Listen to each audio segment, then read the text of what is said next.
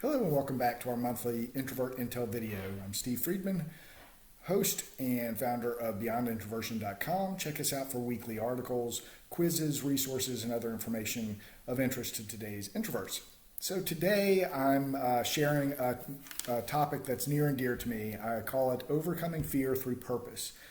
So I am a shy introvert and have had many struggles, and I think I've found a path toward embracing introversion, which has been very healthy for me.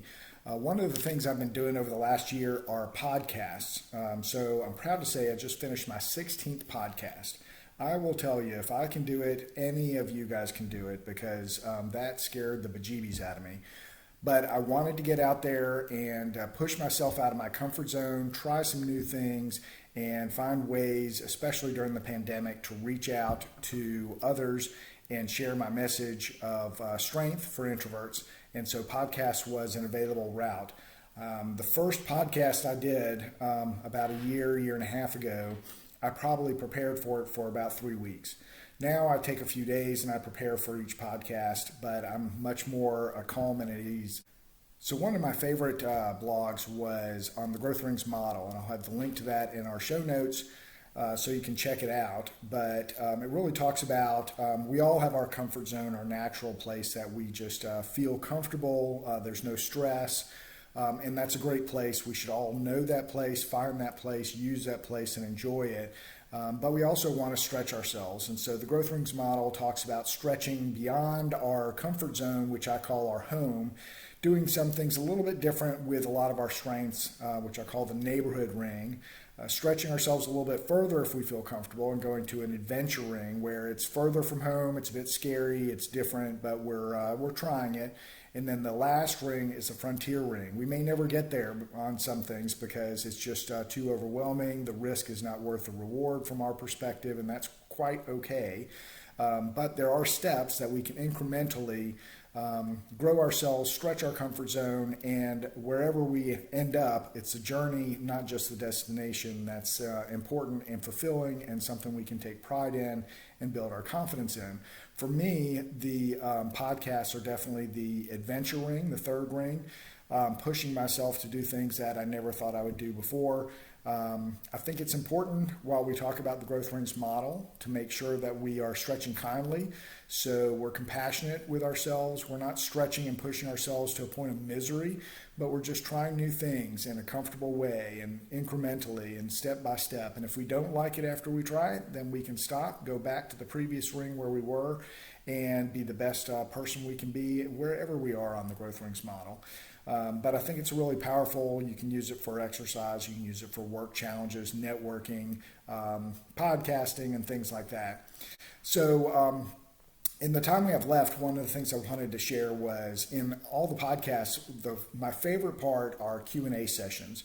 So, which is kind of strange, because as an introvert, many of us don't really like to kind of answer questions on an ad hoc basis, but I think I've just gotten familiar with the information, and frankly, I think that's where we have a great opportunity to engage with other people and share our strengths and surprise people. So two things I wanted to share with you, two questions I've gotten more than once on these podcasts.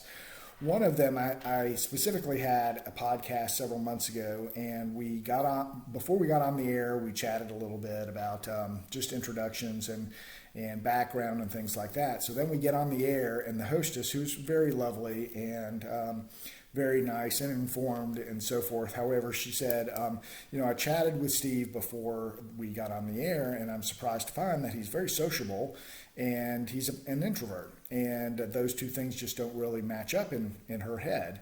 And so we chuckled a little bit, and in a pretty tactful way, I tried to approach it with the fact that, what I've learned is introverts are very sociable, but we're sociable in our own way. So some of us generally like to socialize in familiar surroundings with familiar people, smaller groups of people, and for shorter periods of time. But I enjoy socializing, and the pandemic has been a bit challenging in being able to get out and meet other people, but other people that I'm familiar with. Going into large groups with strangers and trying to meet people and introduce myself, that's just not something I enjoy. Maybe I've tried it on the Growth Rings model. It's not really for me, and that's perfectly fine. But it came as a bit of a surprise to her that we introverts oftentimes enjoy our socializing. Now afterwards, and we kidded and I chatted with her on the podcast, and I said, after this discussion, I'm going to turn off the computer. I'm going to go find a corner. I'm going to go read a book.